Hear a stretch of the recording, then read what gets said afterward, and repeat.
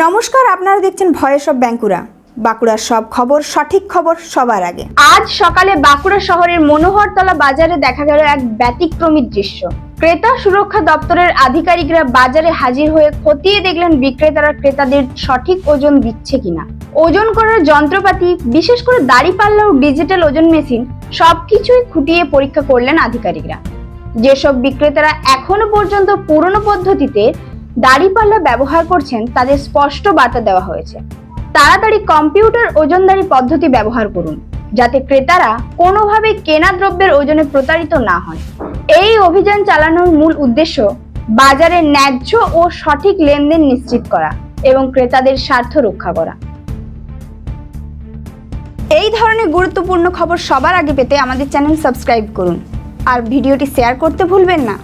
আপনাদের মতামত কমেন্টে জানান আর লাইক শেয়ার করে ভয়েস অফ বাঁকুড়ার পাশে থাকুন।